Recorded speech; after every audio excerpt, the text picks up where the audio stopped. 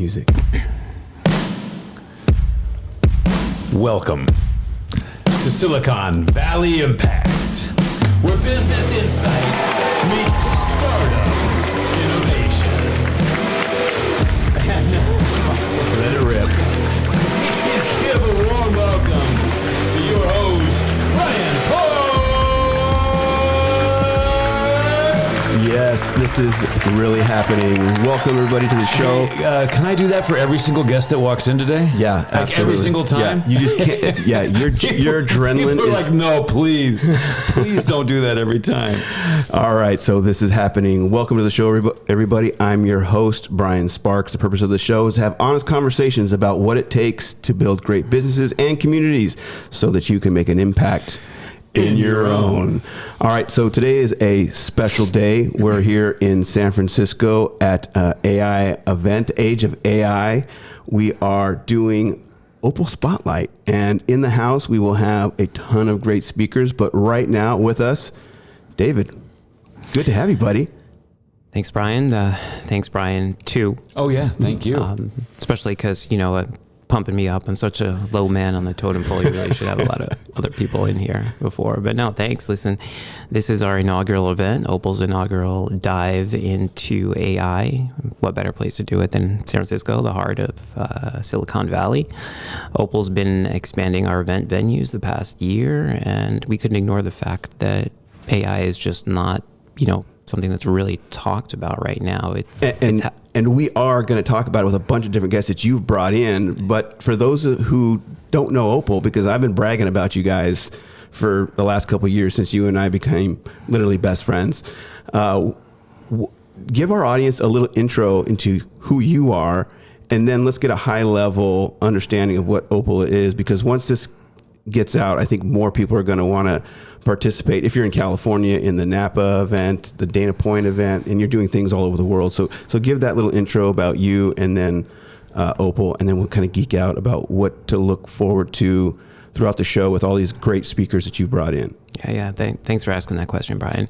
So I'm the SVP of Investor Relations at Opal. My job really is to ensure that the event producers who are producing our events, shout out to Daniela Calvo, who's producing this event, did a really great job. Fantastic. Yeah. And make sure we have the right people here. And that sort of segues into, what Opal is and what we do. So we are a financial event conferences producer. We have 6 divisions at our company. Our finance division, which I head up, is one of those 6. We produce about 20 events per year across the U.S. We do one event internationally in London. And what we do is, at the simplest level, is we bring together LPs and GPs, put them together in one room around some great networking content where they can connect, get together, really swap stories, but more importantly, where these GPs can find access to capital, from the LP allocators that they're looking for. And when I say LP allocators, I'm talking about ultra high net worth investors, family offices, multi-single family offices, as well as institutional investors, pension funds and the like. Anyone who really needs to grow their portfolio and is looking for an investment avenue to do that. And then our GPs come in, really providing them with that, be it their PE firm, venture capital firm, startup bank, really looking for some capital to be allocated for them. Yeah. And we just provide a really, this is a warm, friendly environment where this can be done. We really try to not make people feel like they're at a business meeting. To incorporate the best of both worlds. And I felt that. So having you invite me out to these events, I was at Napa last year, Dana Point, and there are some remarkable people here. I mean, truly smart, and they all love to geek out on their area of expertise. But what's really amazing is they truly lead smart people. I don't know what you're doing here, Brian. Yeah, I know. I don't know how you snuck in. That's like under the cloak of darkness. I think you threw one over on me. Yeah, but good people. Yeah. And it's a lot of fun having these conversations, and you can really see and feel the passion in the room. So you got to love this. And you've been doing this for a while. What is it that keeps you energized about this ecosystem and bringing great people to these cities? the connections. You know, definitely making those connections and seeing those connections evolve and, you know, progress as I come to more and more events. I see people that have connected years ago that now know each other. They're now friends. Or, you know, myself making new connections, people that I can genuinely call friends, not just colleagues. And really, you know, taking the pulse of what's going on in the investment world and applying it to our events to make sure that what we're talking about is germane to the audience. That's really things that are happening right now. And let me say how true that is. I mean, getting to know you, getting to know the people here at these events who are otherwise not accessible, but yet you come here, you've created, you and your entire Opal team create such a unique experience that you as an individual, as well as people here, have become easily accessible. And I think that's really unique about what you're creating here is you start the conversation, put people together throughout the week that you're here, the few days that you're together. You do these other events, you do the dinners, you do the outings. I think you're doing a submarine thing this time around, which is really cool. Yeah. And that then builds the relationship that gives you access. And I think that's what people fail to often understand is access is facilitated through relationship. And the fact that Opal Group does that so well, I've enjoyed my last year being involved with you guys, and we're going to see more of that today. So I'm already sensing that, right? I mean, even just the opening remarks, it seems like that's exactly, or very much why people are here, is that building of community and connecting bridges and making introductions and getting people together for that purpose. Yeah, and I love how curated it is. And you and your team do a very thorough job of grabbing the right people to come together so that this is a really valuable experience.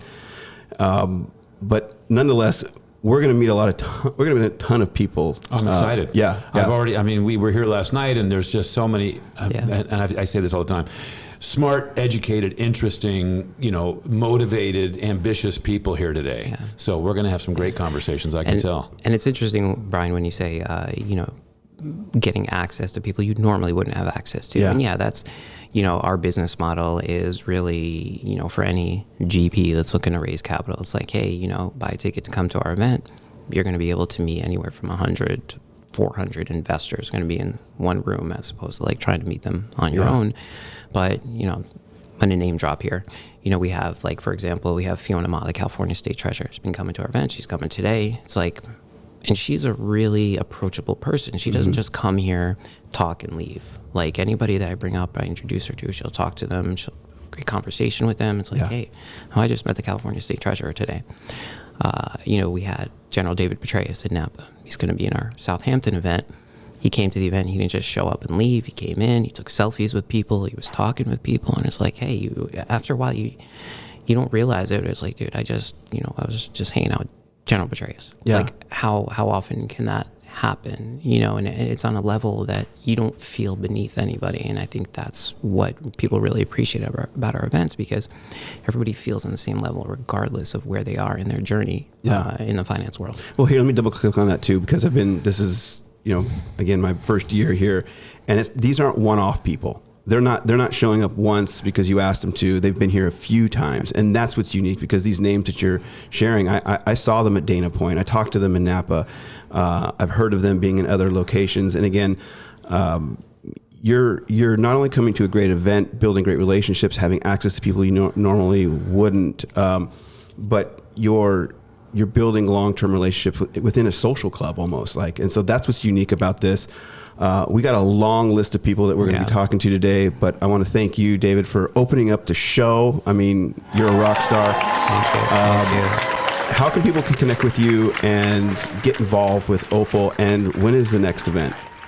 Real simple. Go to our website, opalgroup.net. I could put my mobile phone number out there, but I learned that's not such a good idea. We're in 20 countries. That's I learned I have to be, when I first started this. So many new friends, David. Exactly. Well, when I first started a couple of years ago, I would, because I was eager, excited, I was giving everybody my mobile number, and I was like, no, that's not such a good idea anymore, because some people don't have any limits, and they just, once they know how to find you, they'll keep coming to find you. So just go check out our opalgroup.net.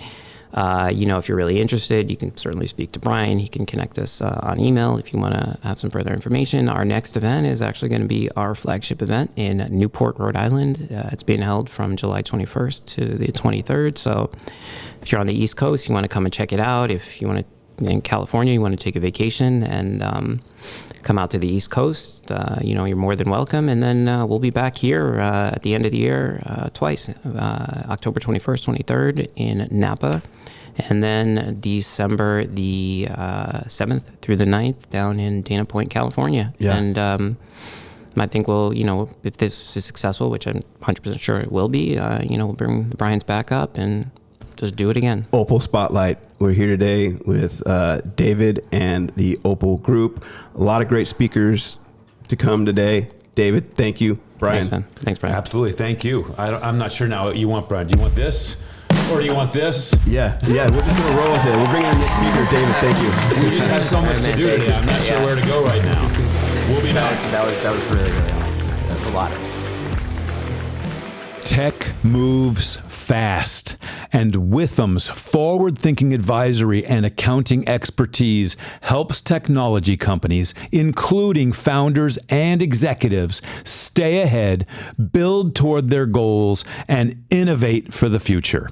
Witham has unmatched resources to provide tailored solutions for technology founders and executives in order to minimize taxes and maximize wealth.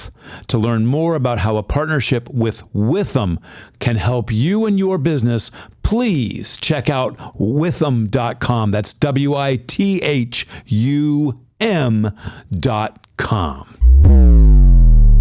Okay, we're rolling. Okay. All right. We just had David leave the room, give a great intro about what Opal is. We're here with Walid. We're continuing the Opal Spotlight conversation. Walid, good to see you. Thank you. Good to see you. Yeah, thanks for being here, man. So you and I had a great conversation last night, got to learn a little bit about what you're working on. But for our audience, go ahead and let them know who you are and what you're currently working on. My name is Walid Mando, and I am the founder and president of FORMA, Development, Design, and Management.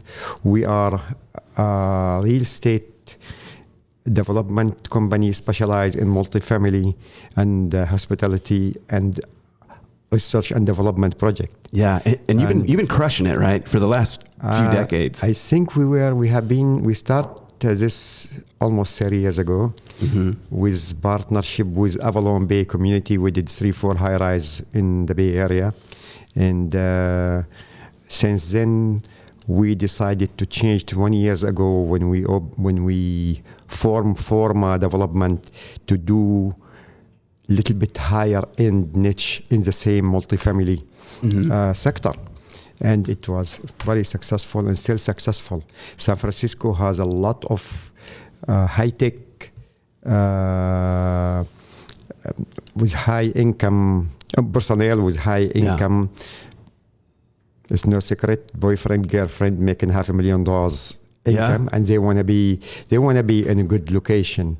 They want to have a good amenity. They want to have a nice space where they could work from home, but in the same time, next door so many restaurants, so many this, and this is what we try to focus. Then, key things for us: location of the property. Second, the amenity around it in terms of active amenities, spaces, amenity, etc. Restaurant, entertainment, all the above. Yeah. So right now, you asked me the question. Right now, we are working with. We just get almost final determination on one of our project at the corner of 5th and Folsom. Yeah, here in San Francisco. In San Francisco. Yeah. It's 2 blocks from the Four Seasons residence and the San Regis residence and hotel, and 1 block from the Moscone Center in downtown. It's a great location. Yeah, these are some really amazing locations. Yeah. What made you build now? I mean, you've been doing this for a while. I mean, you have multiple properties, but why build now in this location? I think there's a great opportunity in San Francisco right now to have more multifamily housing.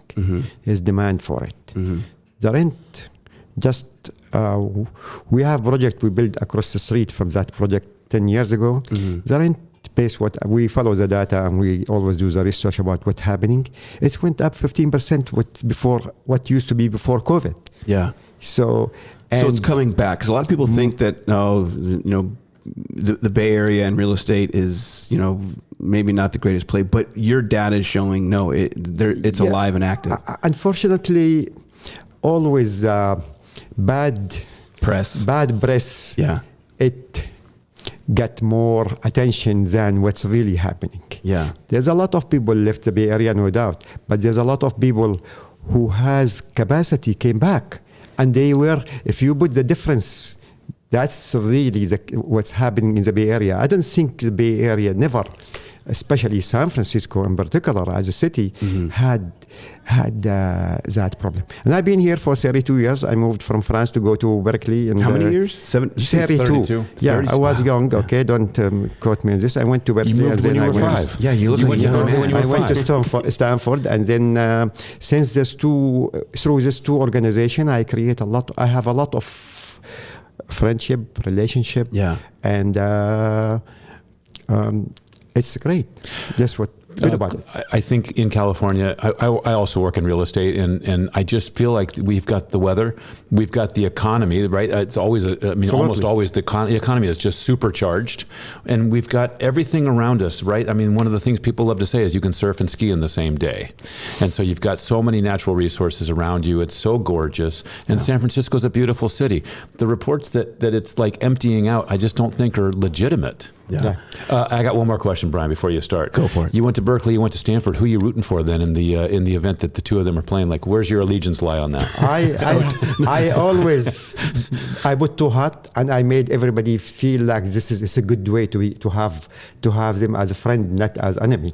Yes. So you sit right in the middle and you cheer for both? Absolutely. I love it. So Walid, we're doing Opal Spotlight here. We're grabbing some great people. You definitely, present yourself. We met last night. We hit it off. What brings you here to Opal? What got you involved, and what have you really appreciated about this? Well, I have a friend. Probably he's not here today, unfortunately. His name Camille Homsi. He is the one who introduced me to Opal. He's a speaker with Opal, with a lot of other events like IMN, Market Group, all those big players in the same space like Opal. And so over the last 7-8 years, we became, I like the group. I like especially the founder, Abel, great guy. I don't know, you will meet him, he'll be here. Yeah, he's coming in. Yeah, he's coming.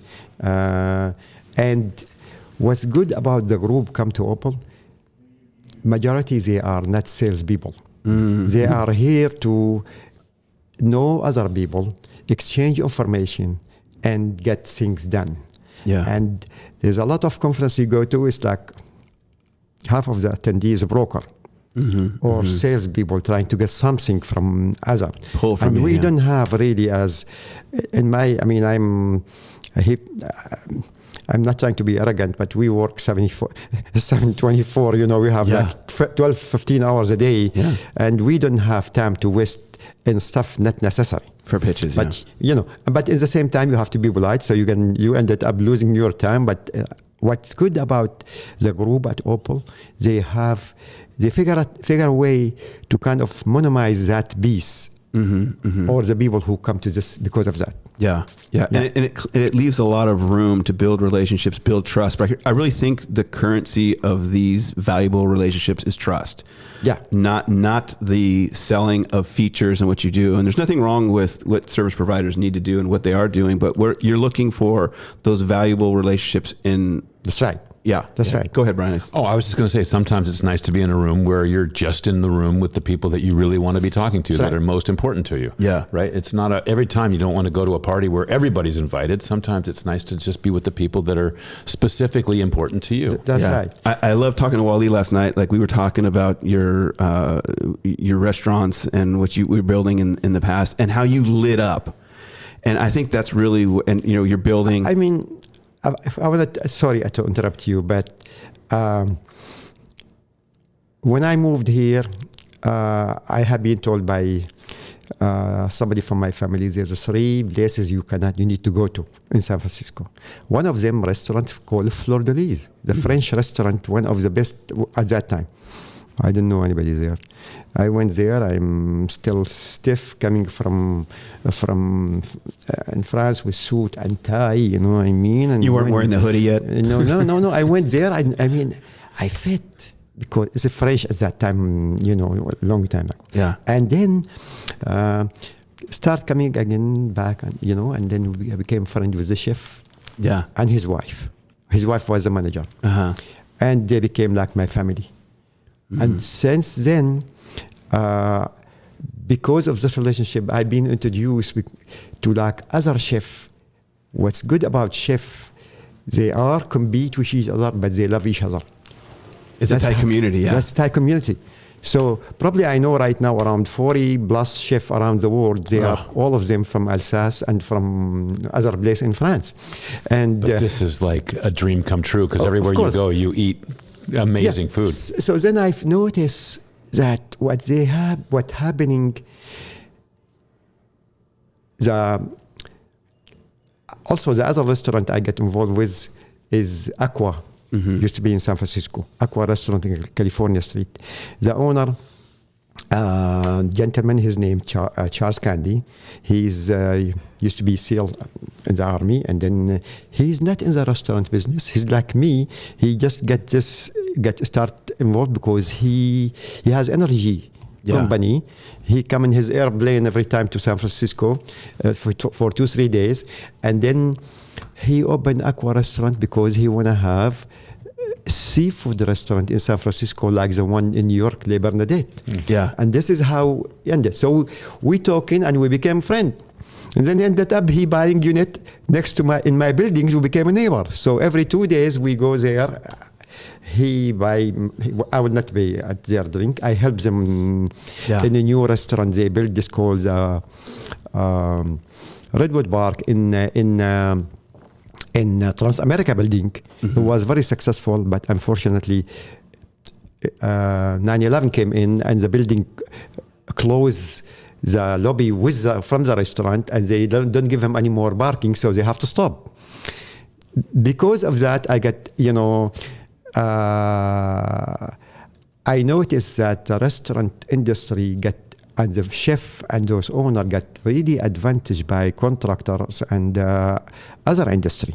So I offered my service. I don't need anything. When I did this, we did that project.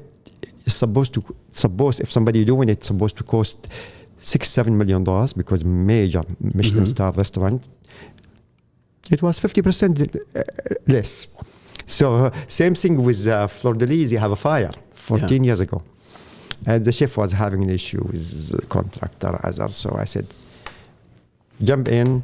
We talk to everybody we know in the city, and we get the permit in a second, and we get it done in 6 months. It's open. This is all through your relationships, huh? All the relationship. Same thing we did.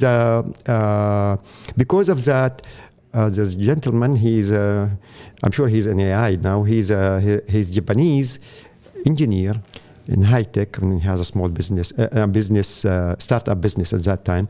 He called me, said, I don't know you, but I heard so many good things about you. I want you to design the restaurant I bought in Silicon Valley. The restaurant he bought in Silicon Valley is called the Bloomed Horse in Saratoga. Saratoga. Mm-hmm. So I went there. I said, look, I am happy to help you, but I don't do this for money. And this is like a hobby for me because I'm into the wine.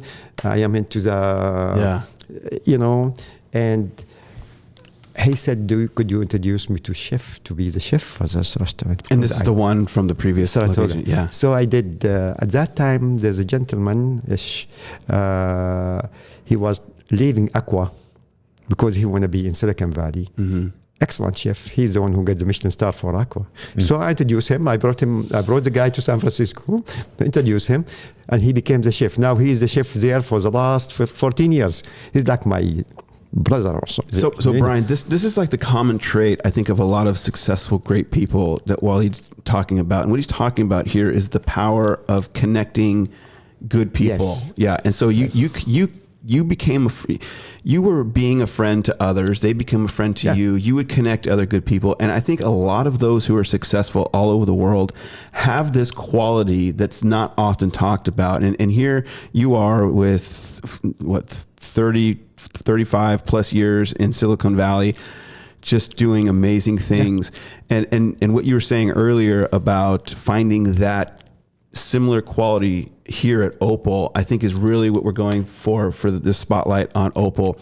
But Walid, I could talk to you for an hour here. You got a ton of stories. Yeah. Tell me before we let you go, tell me two things. What is it that you love about what you do, and what keeps you coming back to these events like Opal? If you could do that in like 60 seconds. What I love about do that, I use my creativity.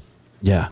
And then I use my also smart business to make it economically visible. Mm-hmm. There's no reason to build a high-rise building or multifamily residential building in anywhere in the world should be costing what we use here in the street. Yeah. There's a way to do what we use. We do something called the value-added design and engineering. Mm-hmm. What's important about the value-added design engineering? You could get the same product they're doing at the San Regis Hotel and the Four Seasons Hotel residence for at least 40% less. If you know what you're doing, use the right profession, but do the right management for those projects. So that's I love that, and and it shows. Then I will say, look, this is the building I did. Yeah. Go and look at it. And I enjoy that after many years, the residents come back and say, oh, we love this building. We love living here. This is very important to me. It's not about just a box. There's a lot of, and making money, just money. Yes, we need to make money. Economic is very important. But in the same time, it needs to be viable. Yeah. For everybody. Walid, thank you for building great buildings, but more importantly, thank you for building great relationships, and thank you for being here. Really loved hearing you out, and thank you. Thanks, man. We're going to be talking to you again soon. I hope. And if you need more information, Roxana, she is my partner for 15 years here. Talk to her. She knows more. I will. Roxana's pleasure awesome to meet you, Walid. Thank you so much. All right. Thanks, everybody. Tired of slow cycled and back office bottlenecks? With SalesBricks, closing deals happens in seconds, not days. No more delays, no more manual paperwork, just instant revenue. SalesBricks automates the entire sales process from pricing and packaging to contract and billing. Sell smarter, close faster, and focus on what really matters: growing your business.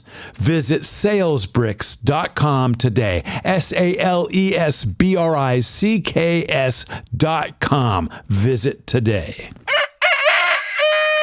You ready, Brian? And if you want to light up that music, don't hesitate. Okay, got it. You got it. Man. Yeah, but just let the music run and let's do it.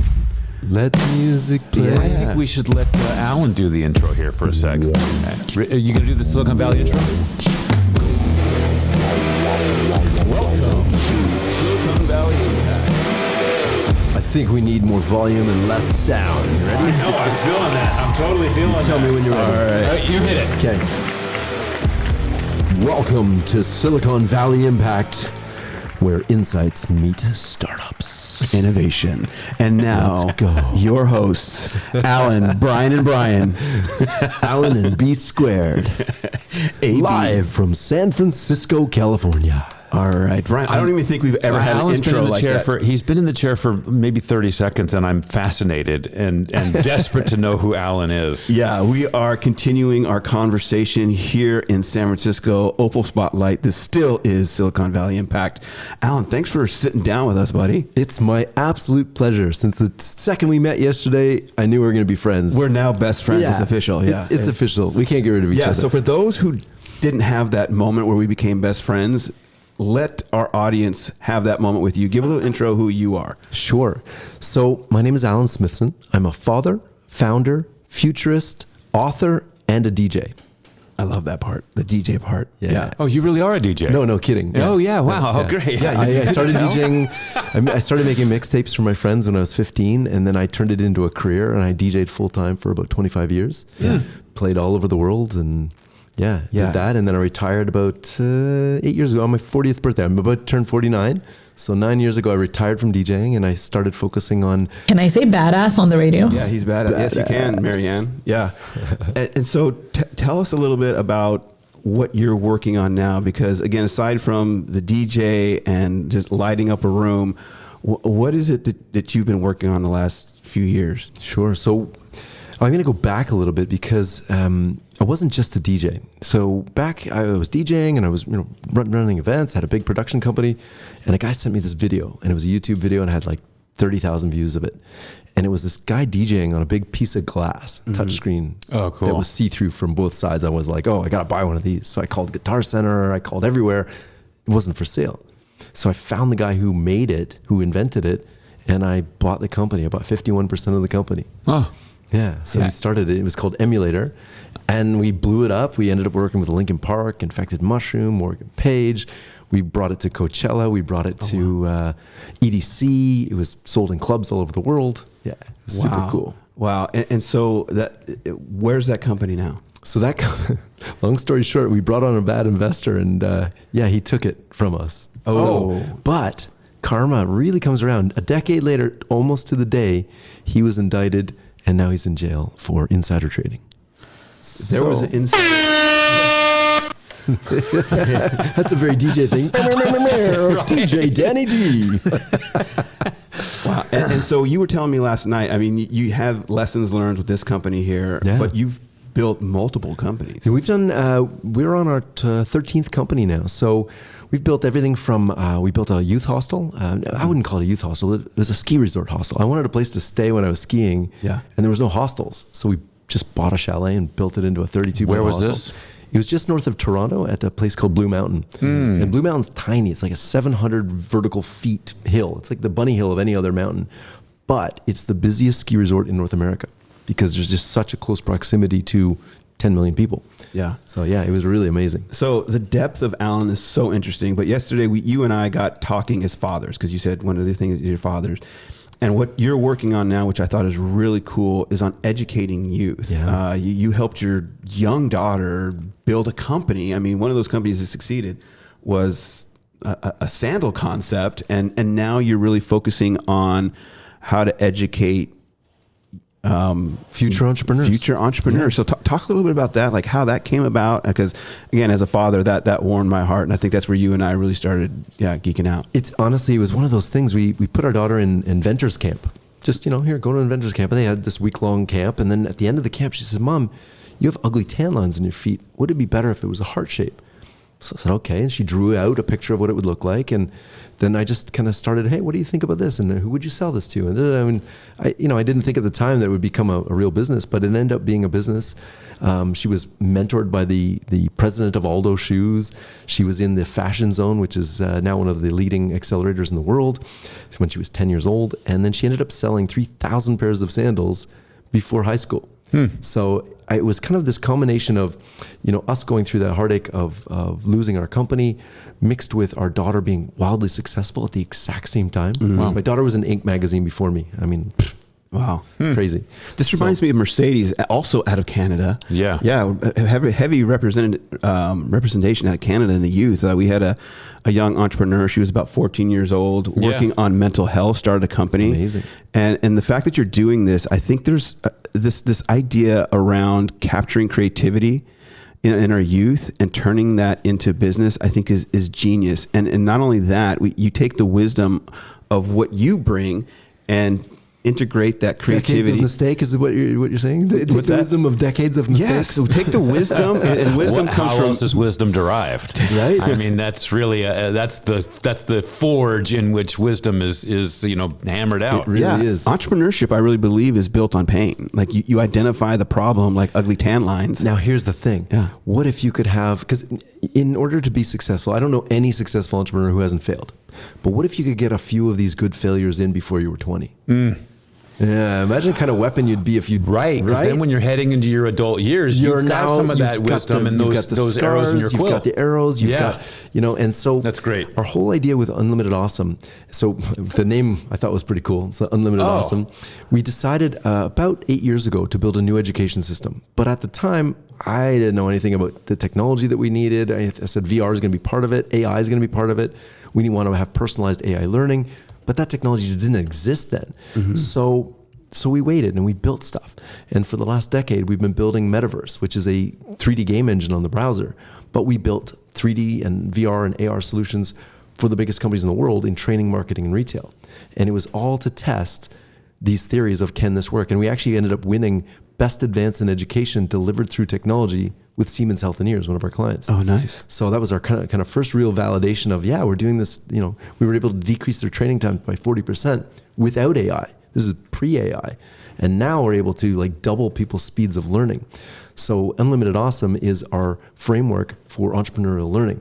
We're teaching, we call them the 6 castles of success. Mm-hmm. Perseverance, obviously, creative problem solving and critical thinking, teamwork and mentorship, economic responsibility, social impact, and environmental sustainability.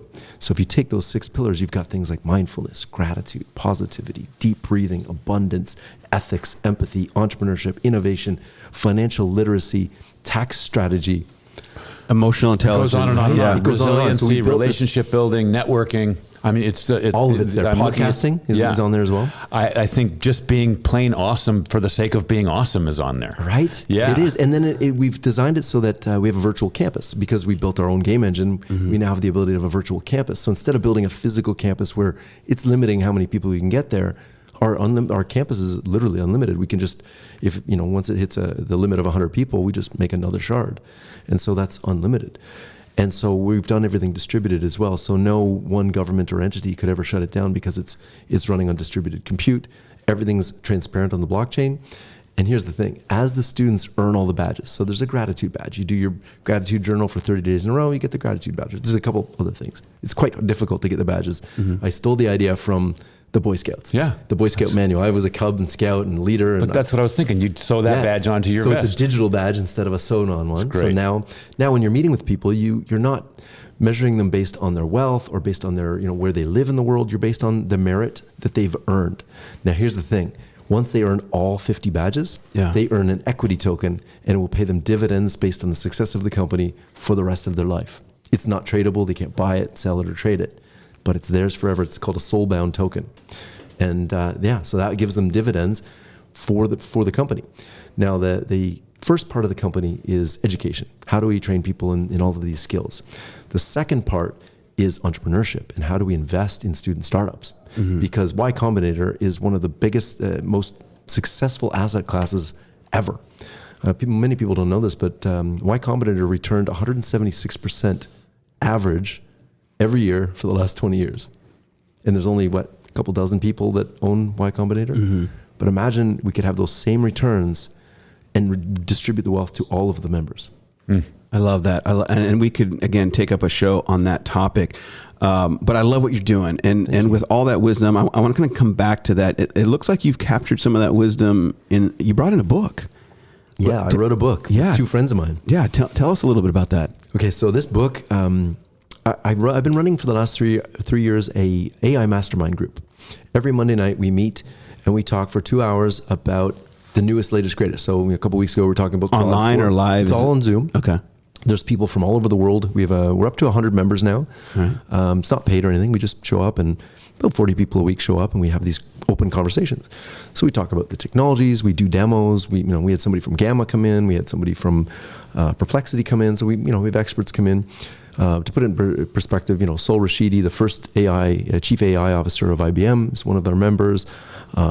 Craig Evans, who was the tour manager for U2 and the Rolling Stones for 20 years and ran global touring for Live Nation, he's one of the members. And it's just an eclectic group. So a couple of people no one's ever heard of you have show up. Yeah. Exactly. And there's some Hollywood directors. Actually, my friend David, he's been the director of all the Saw movies. Yeah. So he comes in. Wow. Yeah, he's such a sweet man for the fact that he designs traps that kill people. Wow. Yeah. And in movies. So this is a weekly. It's weekly, every week for the last 3 years. And what is the topic? The topic varies every week. his book, right? Yeah. So it's everything about technology. It's not just AI. We talk about robotics. We talk about the new technologies that are coming out, because AI is coming weekly, daily, really.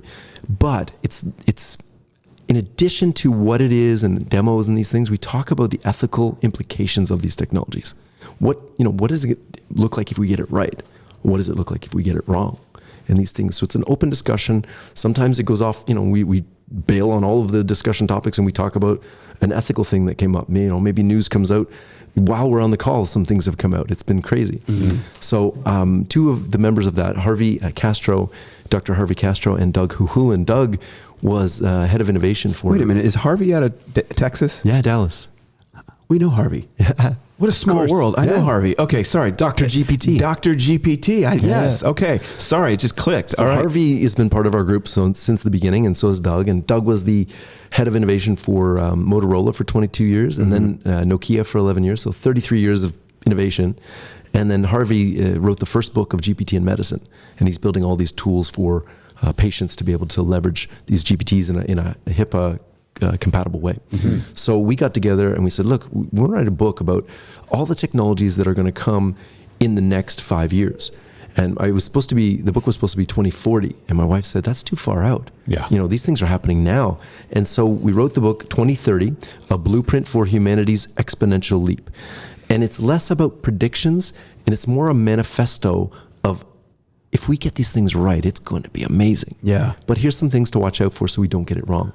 So some of the chapters include food science, healthcare, energy and climate, education, finance and economics, mobility, so transportation, flying cars, we can have flying cars finally, AI, AGI, ASI, and quantum, communications, semiconductors and data centers, cybersecurity and privacy, material science, 3D scanning and printing, construction, housing and architecture, synthetic biology, AI, robotics and the future of work, metaverse, XR, spatial computing, computer vision, and brain-computer interfaces, space, and the history of humanity, disease, healthcare, and well-being, and humanity's quest to save 1 billion lives using AI. So that's the chapter. I love it. So who should be picking up this book? The book was written for business leaders. So business leaders, government leaders, for AI strategy. If anybody wants to know the technologies that are going to impact society in dramatic ways in the next 5 years, this book is for you. If you want to just bury your head in the sand, don't get the book. It's not worth it. It's an audio book too, so you don't have to. Go to it. I love it. And so, this is the love-hate thing I have with these interviews is we get such great people like Alan, and we want to go deeper, but at the same time, doing the Opal Spotlight, we get kind of a higher level overview. Yeah, I know. I want to dig deep too. Yeah, I mean, so maybe one day we have to either go to Toronto or bring Alan in personally or physically. And bring him to this. Don't come in the winter. Yeah. I won't be there either. Although San Francisco is just as cold as Toronto. It's freezing. I love it. Alan, how can people connect with you? Sure. So and get the book. How can people connect with you and get the book? So the book is 2030book.org. And Unlimited Awesome is just unlimitedawesome.com. This is with the entrepreneur, with the youth, the youth school, the education. And then our metaverse company is called Metaverse, metaverse.com, but it's spelled METAVRSE.com. And then I'm just Alan Smithson, ALAN, Smithson, SMITHSON. On LinkedIn, you can reach out to me from there. All my contact information is on LinkedIn. I just want to do a conversation with you around time management and energy. I mean, I think it's remarkable, all the things that you have going and the energy that you have. I want to thank you for being here. I think you're amazing. I got to tell you, I'll give you a tip on that. Yeah. So a few years ago, maybe 8 years ago, when we decided to build the school or the education system, it wasn't a school, it was like an education system. We set a personal mission for ourselves. And my personal mission is to inspire and educate future leaders to think and act in a socially, economically, and environmentally responsible way. And so that is my mantra. I read it every day.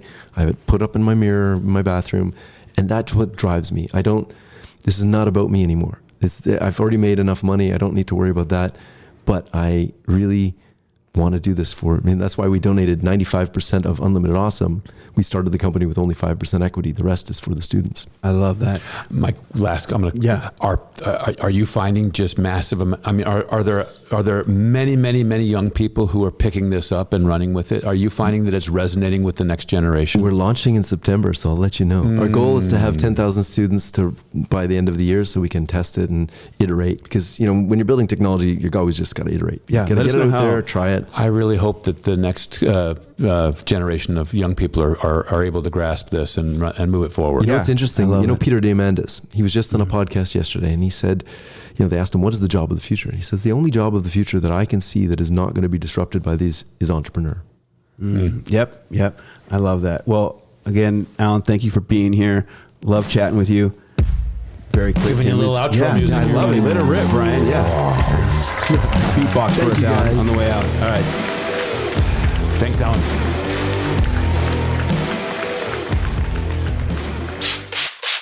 Yeah. We're back in. We're back. Yeah, we're back. I mean, the parade of amazing people keeps coming through the door. And Kelly, you're here. Yes, sir. Good to see you. Great to see you too, Brian. Yeah, Brian.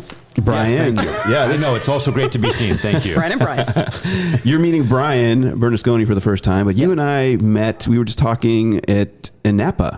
At the Opal event in Napa in October 24. And then saw each other in Dana Point. Yes. And how long have you been involved with Opal? Maybe a year. Okay, so we got involved about the same time. Yeah. Okay, so I mean, we could just launch into a conversation, but for our audience, give a quick intro who you are and what you're working on. Certainly. Well, I am sort of a pioneer, visionary innovator, native of California, native of Silicon Valley.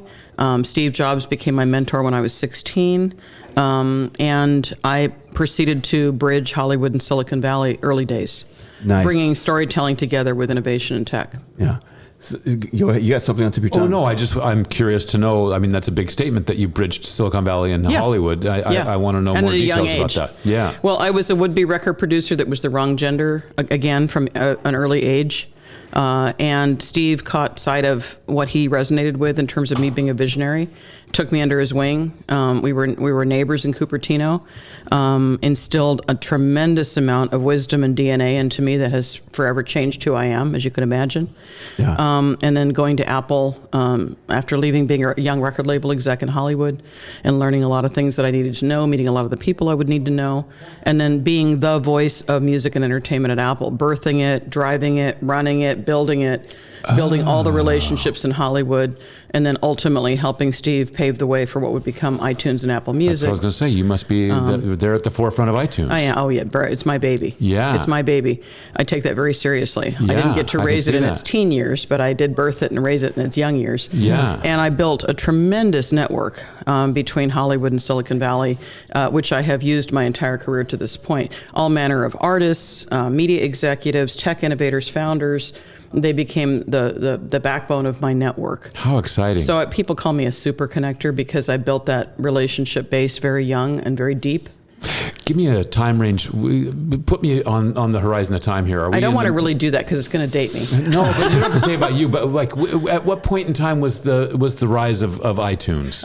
Well, again, I built what became the industry-facing foundation and bench strength for all artists and filmmakers to use Macintosh and Apple tools. Oh. Well before the launch of the consumer-facing piece, which was iTunes. Yeah. So iTunes launched 21 years ago in April. Okay. And I birthed the music and entertainment focus in 1988, beginning of 88. Yeah.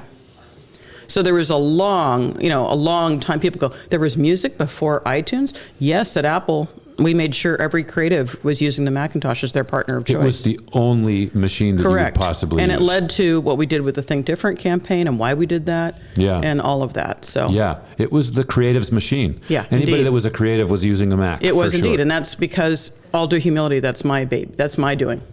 That's great. Yeah. That's amazing. Yeah. I mean, you really My legacy. resonated with that vertical, right? Yes, like indeed. You and built it. it and ran it and drove it and built the relationships and all of that. Talk a little bit about the creation of that? Because it's now looking back in hindsight that, I mean, you were there, but looking back in hindsight, that's kind of a big deal. It was a big deal. Yeah. It was a big deal. But we have the and I even had to fight the vision internally because Steve wasn't there at the time.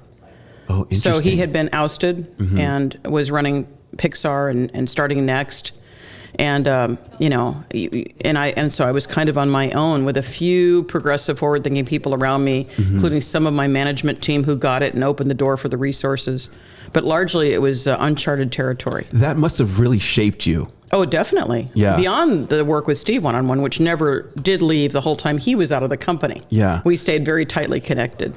Share, because this is where I'm so fascinated, and I know everyone who's, or not everyone, most of our audience who is listening all over the world right now are asking themselves, Brian, ask her about Steve. But no, I want to know about Thank you for how. that. Yeah, because everybody does. Yeah, I want to know how that shaped you. Like this is where it shaped me in 100,000 ways. Yeah, because his DNA got into me. So talk about the project. Aesthetics, how I look at the world, what we did at Apple, even though he wasn't there, what we did when he came back. This is where the gold is, though, Kelly. Yeah. I think if you're an entrepreneur listening, this is why I'm trying to flesh this out. By the way, today's the 20th anniversary of him doing the Stanford commencement speech. Oh, go to YouTube and check out that. Indeed. You don't want to miss that. 15 minutes of your time will change your life. Yeah. Say that one more time. Today marks the 20th anniversary of Steve doing the famous Stanford commencement speech. He never would have believed it would have had the impact it did, let alone 20 years later. Yeah. So that's worth a 15-minute investment on YouTube. It is. Yeah. So I don't want to drop the ball on this. Talk about, however it comes to you top of mind, how pushing this project in the early years, some of the stuff that he may have taught you, how did it shape you? Because our entrepreneurs who are listening need to get a hold of like how big projects are going to shape them. So share a little bit about part of it is, first of all, never letting go of the vision that you have. Yeah. And I had this vision of bridging these two worlds of Hollywood and Silicon Valley from when I was 8 years old. And it was never done before. No. Yeah. And so Steve... Were they calling you crazy? To be sure. And they kept calling me crazy all the way till the late 90s when Steve came back. The whole time he was gone, one of the things he instilled was his people, his core people, like myself, holding the pilot light, keeping it lit, holding the flame for his return. And I kept saying to people all the way up to the highest levels of management in his absence, there's only, because the company was 1 quarter away from dying and running out of money when he came back to turn it around, literally 1 quarter away. And nobody cared about Apple at that time. Except for, believe it or not, Bill Gates, who put 150 million in, I want it maybe 170 million, at Steve's request, personal request, to turn the company around. Steve needed that help financially. Were it not for that investment by Bill, the company would be dead. Oh. And Isn't ironically, that ironic? Yeah. Because, I'm still like, don't say Microsoft around me. But, it's just, that runs deep. But nonetheless, so Steve, I kept running through the halls saying there's only one person that can save this company and turn it around. Yeah. It's his to kill and drive the stake in, or to turn it around and allow it to thrive. And everybody at Apple, all the way up the chain, was like, you are crazy. You've got to stop saying that. He's never coming back. He's running 2 other companies. So you had the vision and knew the team that was necessary, meaning him, that needed to do this. So continue along that thread, because again, if you think of our young entrepreneurs in the components that are necessary within the character to drive a successful vision, you had the clear vision. What other elements were a part of the shaping of who you are? Well, knowing how to work, how to manage up. How to work the network of influencers and get the resources I needed to keep that dream, make that dream happen and keep it alive. Yeah. Was not going to be me by myself. I needed to influence decision makers who would align with me and allow me to make that a reality. And that never left, is the networking and the... I mean, this is an incredibly powerful statement and insight, honestly. What was just said. Yeah. Do you agree? Click on it. Give me your perspective on it. Just this idea of being able to manage up and create the momentum that you're looking for, not by yourself, not doing it all by yourself, not trying to move the mountain by yourself, but building the coalition and the network and the relation and building these relationships. And to be fair, I was part of a very tiny team. It wasn't just me when we launched Music and Entertainment. Very tiny, 5 people. Most of them have gone off and done completely other things, never to do with this. But I kept my eye on the prize and kept the ball moving down the field.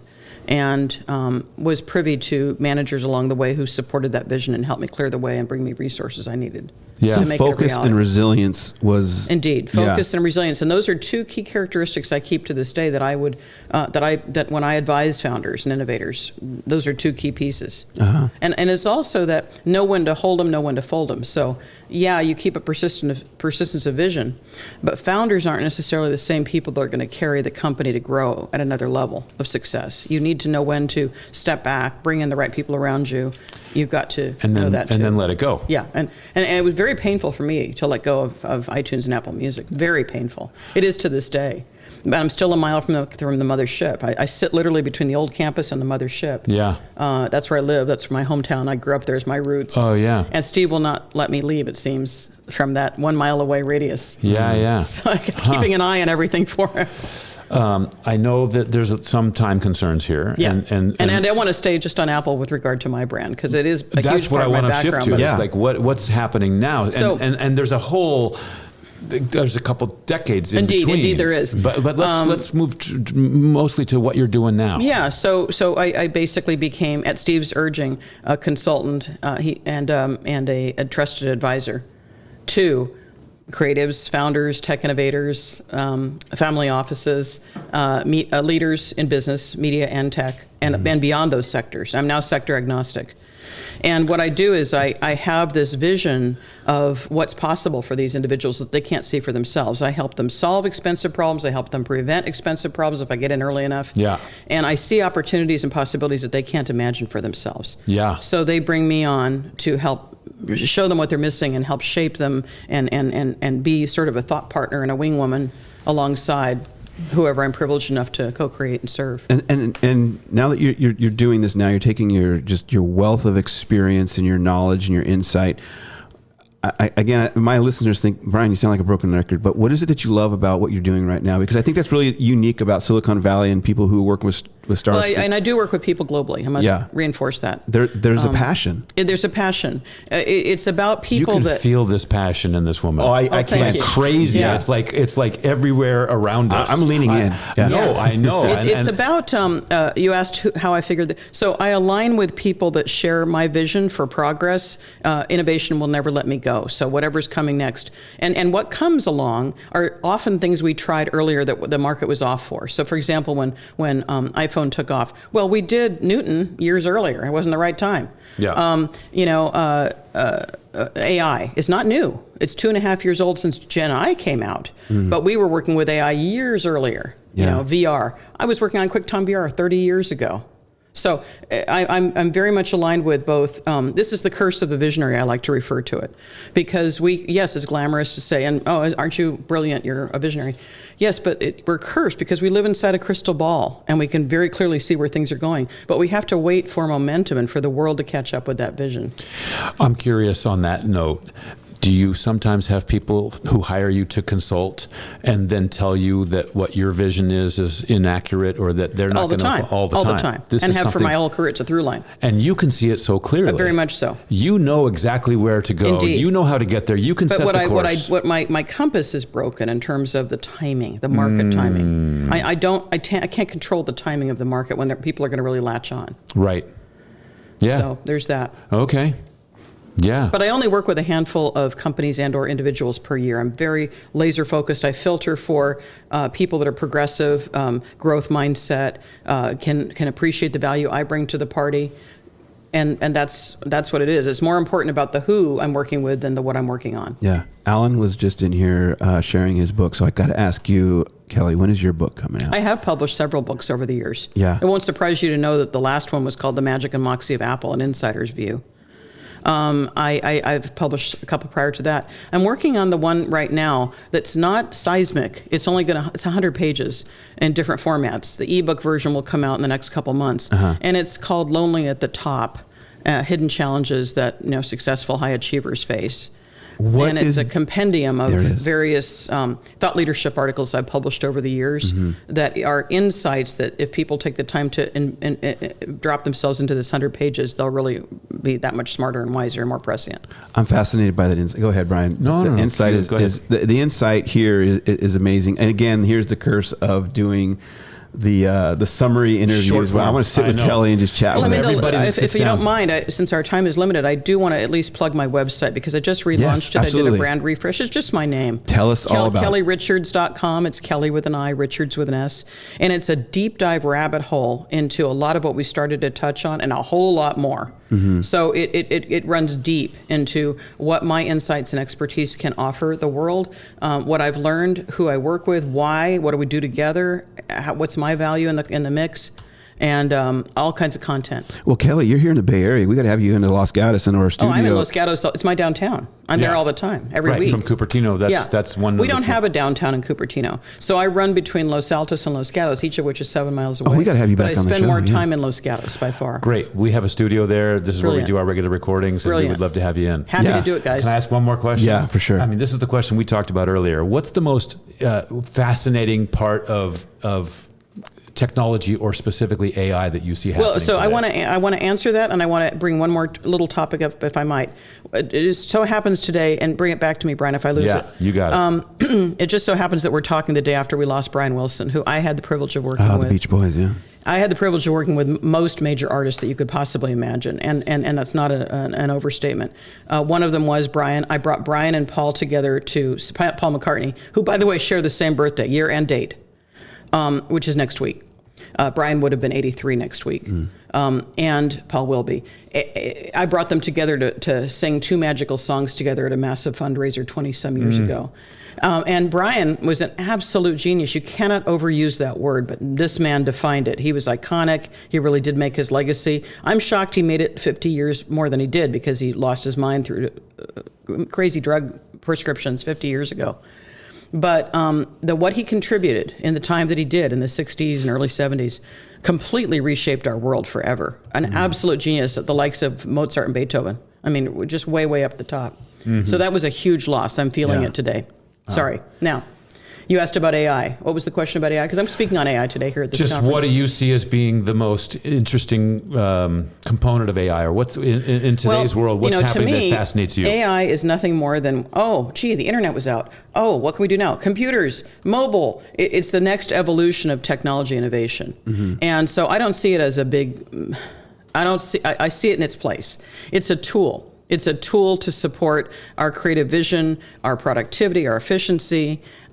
It's not it'll never replace the sentient side of humans and humanity, even though it's trying to keep up with that.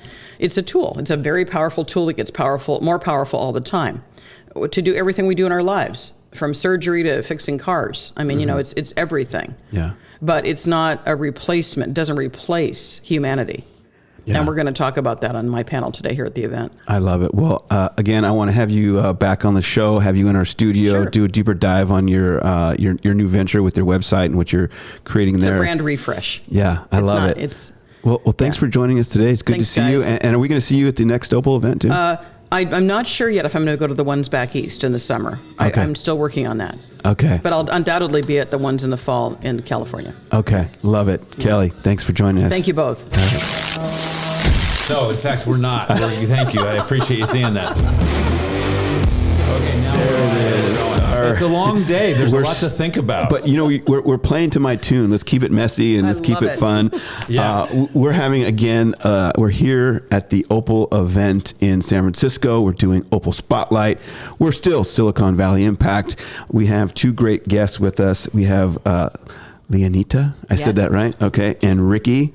Ricky, that's right. I love it. Glad you I'm losing my ability to speak. Early, and we have a long ways to go, Brian. This is not the right time. This is not the right time. But you just got to buck up, soldier. So thanks for both of you joining us. Thanks for being here at the event. Again, to loop in our audience, give a little intro about who you are and Mike. My mic just went out, Brian. I think is it back now? I think I'm back. Yeah. Give a little intro into what you guys are working on. Brian's trying to tell you something. Yeah. So no, I'm good. Everybody's good. Yeah. I'm Ricky Ragland with Ricky Ragland Media. I'm here at the Opal Group. I am leading a panel on healthcare AI, or I should say AI in healthcare. It's something I'm very passionate about because I used to work heavily in healthcare as a PR director for a healthcare company. Actually, it was a multi-hospital healthcare company on the north side of Chicago. And then I was a spokesperson for the Florida Department of Health for a while. I ran media relations for a Fortune 500 SaaS company. And now I'm a media consultant where I provide media relations for healthcare AI companies, fintech, and investor communications. So it's right in my wheelhouse. Yeah, and I love how you light up when you describe all that. And Brian, I think we could bring her in for a little help on our YouTube channel. Yeah, on everything. Yeah, I think she's qualified. Yeah. All right, Leonida, go ahead and give us a little intro. Yes, well, And I love the jacket too. She got that orange going on. Not too many people can rock the orange. That's true. But if I were to ever get a brand new Lamborghini, have you seen the orange Lamborghini? yes. You know what I'm talking about? Yes. That is such a and cognac really leather interior. That's a beautiful orange. You look Yes, great thank in a you. Lambo. I think so. All right, sorry, this is not about me. Let's move on. Random orange statement. Yes. Okay. Brian's like, tell me more. I'm visualizing. Everybody you close have your one? eyes. And let's go there.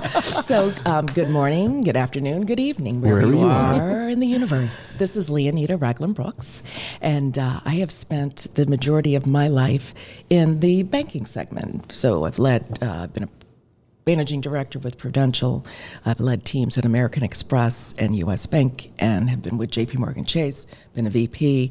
And my primary thread to my career is I like to get in and get messy in organizations that don't like being messy. So I help clients around the sales and rigor and the account development discipline, as well as creating large. Did you say sales and account? Yeah, and account development, And both account- sides. okay, that's I've got a interesting. left and a right I know, brain around that was a and it's rare. I It's love very that. rare. Okay. And where I spent the majority of my space is in the money movement. So treasury management, enterprise relationships, example, and looking at Google, Amazon, and helping them with that longer range view of how they will.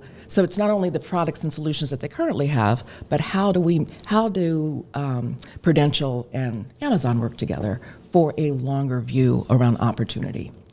And that is what I have done for the majority of my career. Nice, nice. And both of you are speaking here at the Opal event. That's correct? That's correct. Yes. Yes. And we come as a package deal. I can't remember. Did it get said that you guys are sisters? Did we already? We are. Yeah, that that's got true. mentioned. And we're sisters. It almost happened. They almost said it at the same time. Yeah, we are sisters. Yes. We're sisters. We're also known as the Wonder Twins, born a few years apart. That's but true. People refer to us as the Wonder Twins. Yeah, because I mean, we if we people make could things see happen. what was happening, they would know just by looking at these two that they're sisters. Yeah, big energy. So I'm curious. Let's start with Ricky. What is it that you're talking about today? Do you have a specific thing, like a topic? I mean, I know you kind of touched on it in general, Right. But can you drill down a little bit and talk a little bit more on specifics? Sure, absolutely. Some of the panelists that I'm leading today bring a plethora of ideas in terms of healthcare AI. We're talking to people in the pharmaceutical industry, talking about innovations in drug therapy,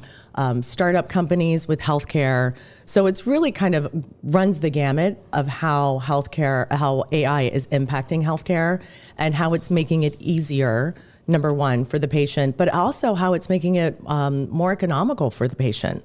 I mean, we think about all of the pharmaceuticals that are out there and the costs are exorbitant where people are bypassing using their drug therapies because they simply can't afford them.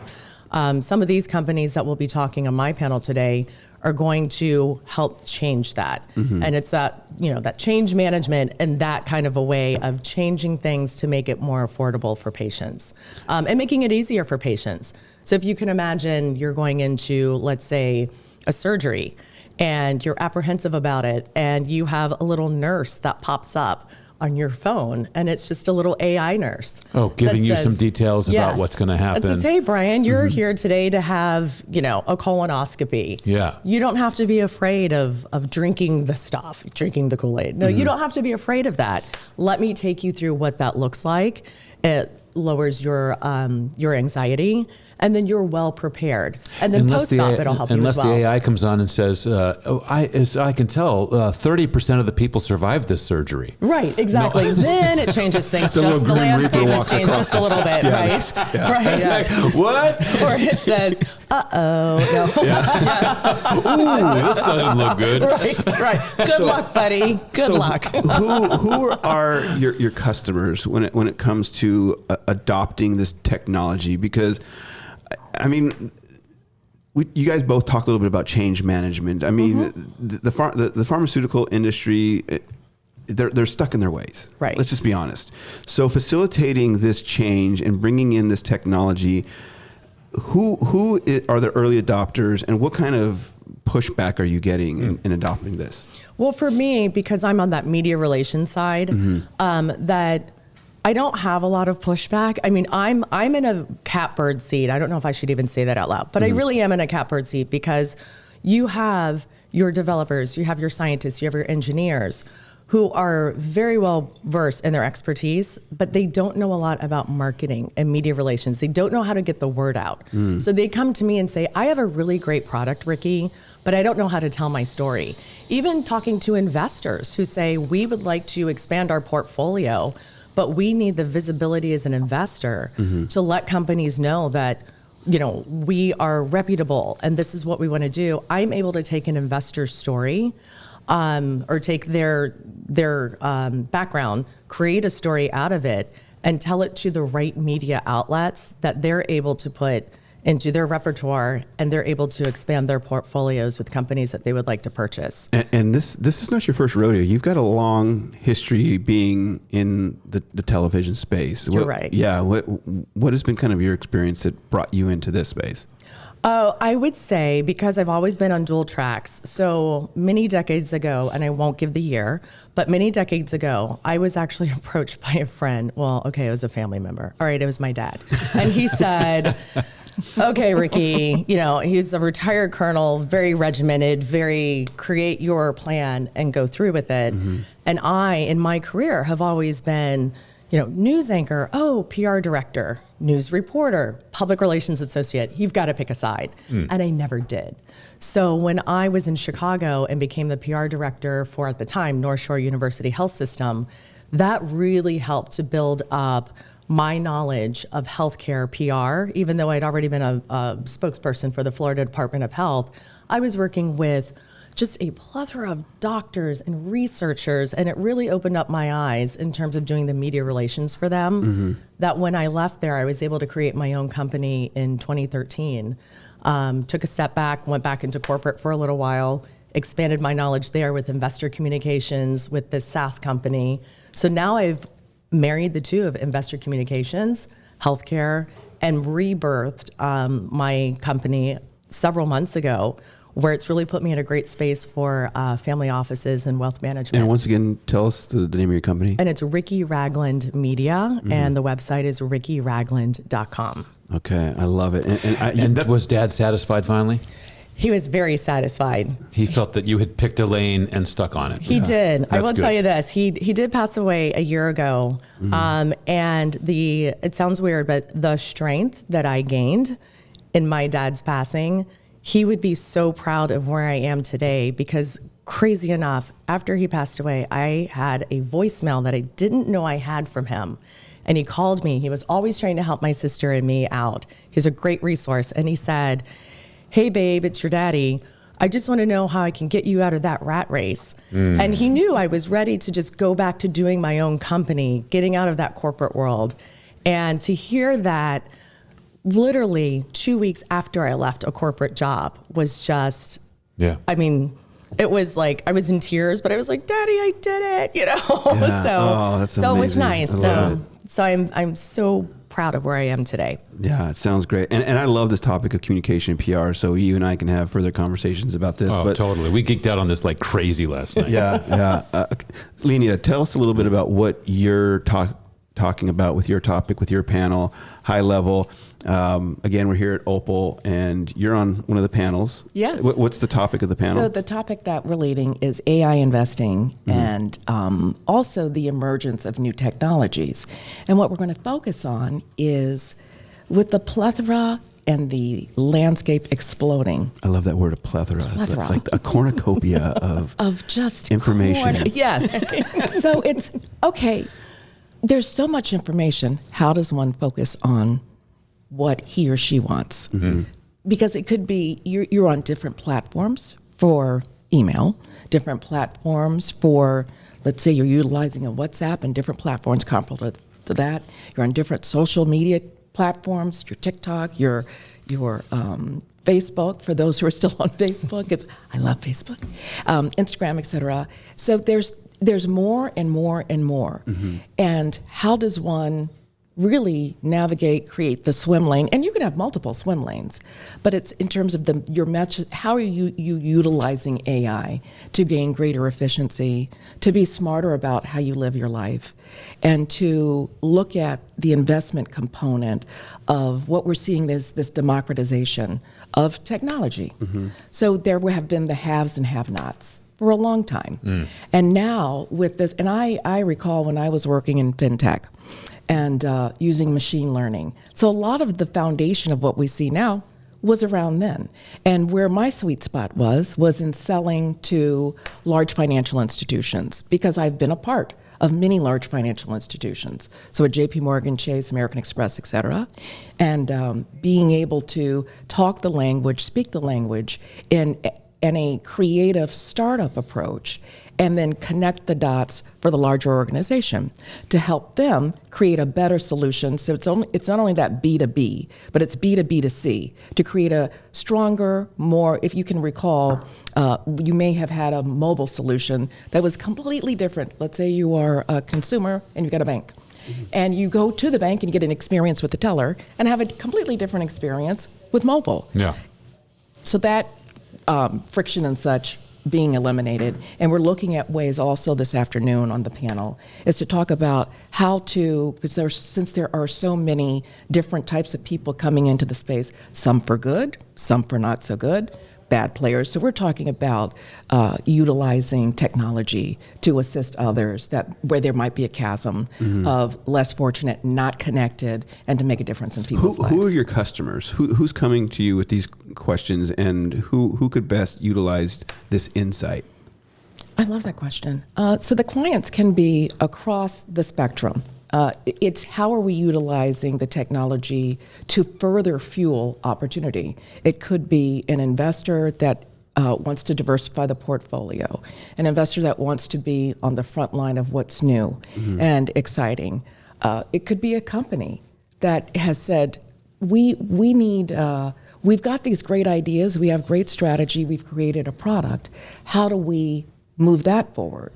And so from another piece, I've spent a portion of my life in digital marketing for financial services and utilizing that platform to further expand and help others understand that there's so many solutions that can be created that are out there, problems yet to be solved, and be that conduit to connect the dots to open up the vision where people may not even know that it exists, that the solution exists. So I'm again, this great topic, great service for those who need to advance their mission.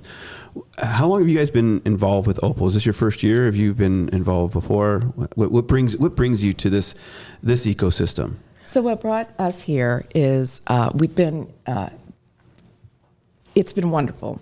And Opal is just an amazing dynamic group. So the first event we did was in the Hamptons, and working closely with David. David said he wanted to create a women's panel to talk about the chasm relative to women investing. Right now there's going to be an $84 trillion shift, the great shift in terms of economics. By 2030, women will be running 70% of that.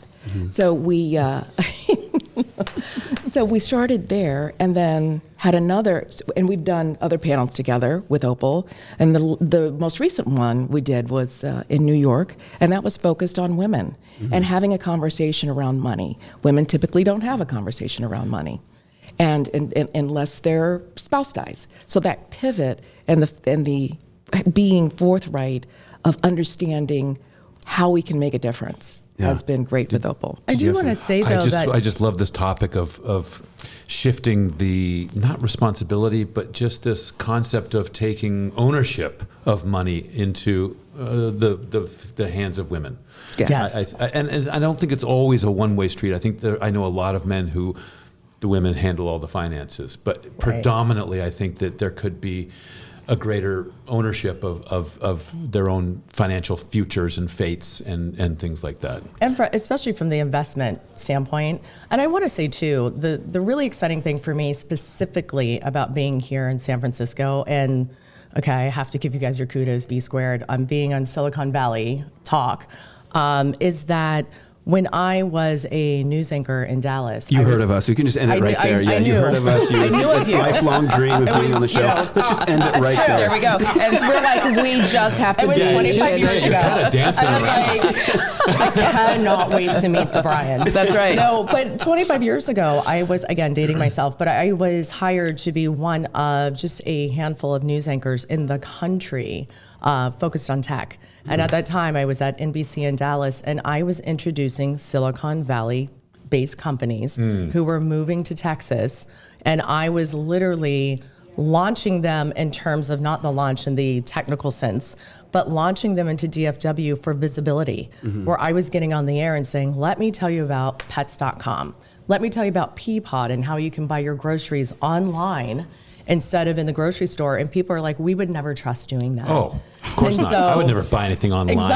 Exactly. Yes. And so to be able to now, 25 years later, see it from this investment, the women's empowerment, being on your show, from that standpoint, and to actually be face to face with a lot of these Silicon Valley based companies who surpass the ones that are no longer the ones that we launched. They didn't make it, but some of them did. But for the ones that didn't make it, we learned from that. Yeah. And some of them rebranded. And some of those companies, you know, the competitor just made it better. Yeah. But it's nice to hear what's happening today as we talk about AI versus back then where I was hired literally in a 3-month contract because I was told the internet would be dead in 3 months and we'd have to do something else with you. Yeah. And now look where we are. Yeah. Yeah. So you were doing the good work then. You're doing the good work now. How can people connect? Hold on one with second. you? I just want to point out, Ricky was a. It's me, Ricky Ragland, SVP We have a caller. I love it. The audio is terrible on this video. We're looking at a YouTube intro of Ricky. It's a great hairdo too. She thought about going back to that. Right. The audio is just the audio on that video is just awful. But we I had dug that up an old moment. promo reel of your anchor days. Again, doing Listen that. to how high my voice was. Right. My gosh. You're listening to Ricky Ragland. She was going through puberty. That was at good. that time. That was so All right, so you both are doing the good work Didn't back translate then. as well on radio as I wanted it to. But I liked it. We I had our like moment. That. I love Yes. it. That was How great. can people connect with you, both of you? They can connect with me through my website, rickyragland.com. I'm very responsive. Or they can send me an email, which is ricky@rickyragland.com. Love it. And mine is my website, Leonita Ragland Brooks, or on LinkedIn. And that's also Leonita Ragland Brooks. I love it. All right, so connect with these later. One more? LinkedIn too. One more? Yeah, forgot about that. Yeah, I love LinkedIn. Okay, shout out to LinkedIn. Yay. Thank you so much for joining us today. I'm looking forward to your panel. You guys are awesome. Thank Let's talk you. again soon. Thank you. It was great. We enjoyed Thanks for this. being here on Silicon Valley Impact. Brian. A dream come true for all of us. There we go. It's a win, win, win, win.